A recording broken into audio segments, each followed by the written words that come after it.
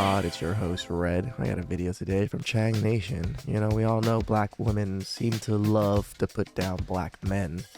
But Asian women are not that far off. You know, they are, in a sense, quite self-hating of being Asian. So please like and subscribe down below. I really appreciate that. Let's get to that chow. It's chow time. Let me know if this sounds familiar to you. I don't date Asian guys. I don't find them attractive, and they remind me of my brother. The chances are, you've probably heard these words before. Dude, I don't even know if it's worse to be friend zoned or bro zoned. And the pinker the girl's hair was, the more she said these type of words. I mean, any basically, color that's gonna be the doesn't have to be topic of today's video. I'm gonna be reacting to a clip of a pink-haired Asian girl talking about her dating preferences. I'm Korean American, but I feel like a little disconnected from that background because I was born in California and raised here and in a predominantly white neighborhood. So I feel, I forget that I'm Asian sometimes. Bruh, that's because you have pink hair, like. Chang. It's because you have pink hair. You literally Just went dyed straight your in black for that hair pink hair. pink. I think the type of guy I normally date is like predominantly white, No tall, kidding. selfish. I think I dated Tall, an Asian guy one selfish, so the Chad types, huh? Gotcha. time, but it was really weird because like the only Asian guys I knew were like in my family, and I just like thought it was super weird. So she's basically telling me that her whole town except for her family was white. Pretty much. It didn't go very far, so I don't know. I don't think I could date an Asian guy again. You know, I don't mean to be racist against my own race, but it's just too close to home. So as you guys can see, this is a classic example of an Asian girl that doesn't date Asian guys. And on the surface, this is fine, right? Like everyone can have their dating preferences. You don't need to date someone of your own race. But I think once you start to internalize these beliefs and then also vocalize them, that's when it gets a little dicey, especially this girl who is on the internet. Her voicing these opinions, unintentionally putting Asian guys down is just not good, right? Because if you have too many people doing it, it can really influence the younger generation. Yep. She is correct. This is exactly what's going on with the black community. So many black women are online constantly shitting on black men. And then the whole community now, as a whole, seems to want to just shit on black men.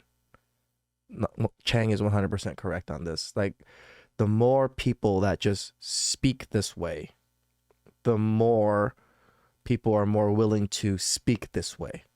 Does that make sense?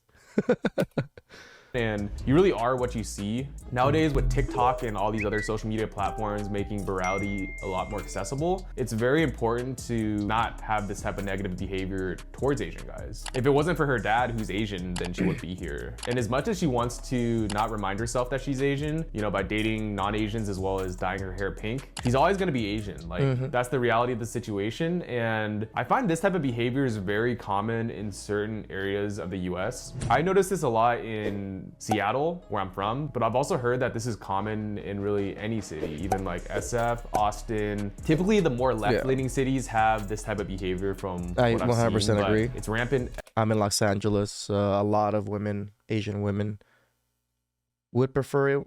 Well, you know what? No, I don't know. I've dated quite a few Asian women, a lot of Asian women, and none of them have ever said they preferred white men. The ones I've dated, but I do hear this from other Asian women. Everywhere. And the reason I wanted to talk about this is because sometimes if you're growing up in a city such as Seattle, like I did, you think that this type of behavior from girls is the norm, and this really hurts your self-confidence because you develop this belief that Asian girls don't date Asian guys. So that kind of like knocks out a lot of the dating pool, right? In reality, this is not the case at all. I actually feel like the majority of Asian girls do date Asian guys, and it's really only the minority of these type of people that are really vocal about it and make a big deal of it that don't date Asian guys. Like I even saw this trend on TikTok where it's like a weird like colonizer trend.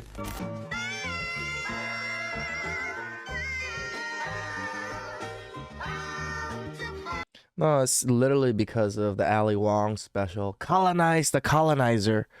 It's such a racist fucking statement to say to your boyfriend or whatever it is.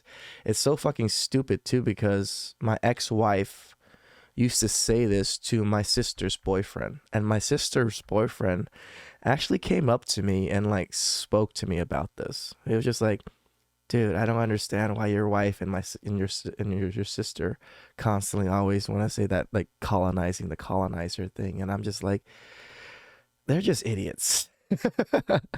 They're complete idiots in not seeing how racist it is because they think they're Asian and you're white and you're together, that it's acceptable, you know. But as you can see, like, this trend is really cringy.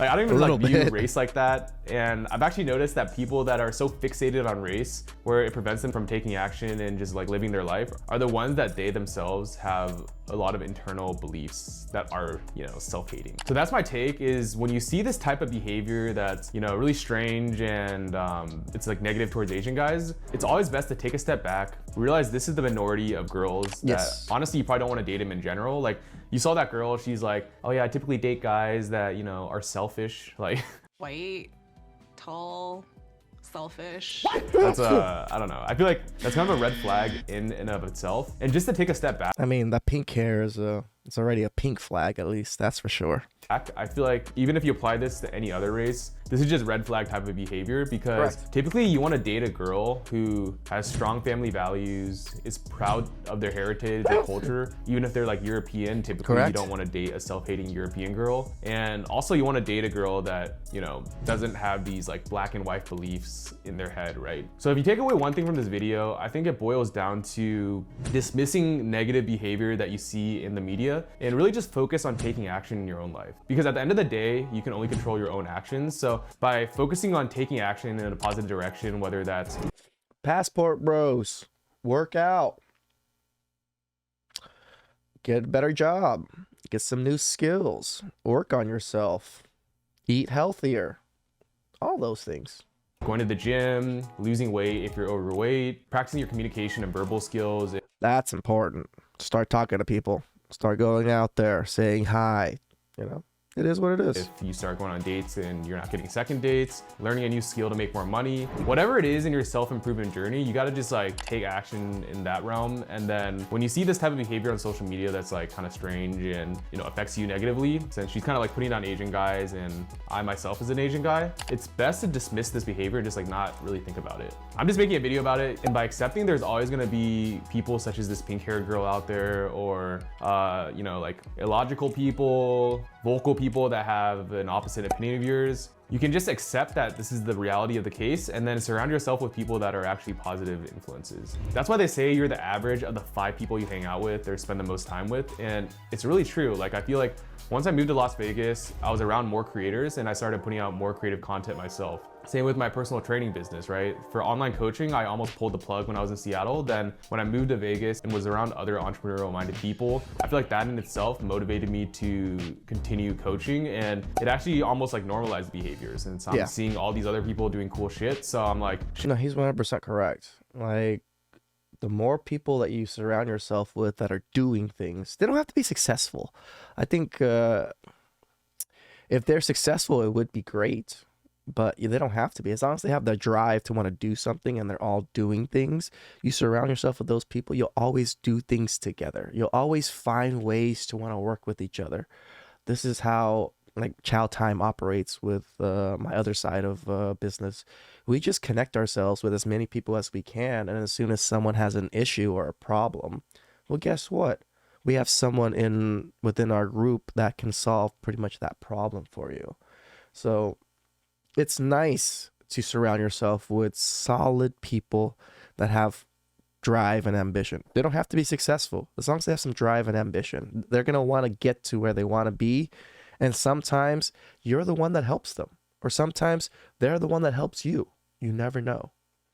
shit, I need to start doing stuff in my own life. And that's like one more takeaway I wanted to leave you with, which is make sure to cater your environment so that it's optimal for growth. Typically, you'll probably hang out with people that live close to you or you grew up with, but the reality of the fact is people change, or in some cases, people don't change. So as you're ascending and like leveling up, you wanna make sure that the people around you are on the same wavelength. And if they're like crabs in the bucket, you know, you're trying to crawl out of the bucket and they're just like pulling you down, you gotta like just fucking kick those people away and find new friends.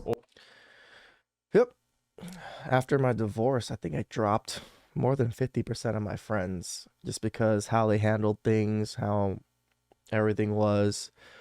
Yeah, they were just really weren't friends. They were just there, like they were just hanging around guys. That's exactly what they were, right?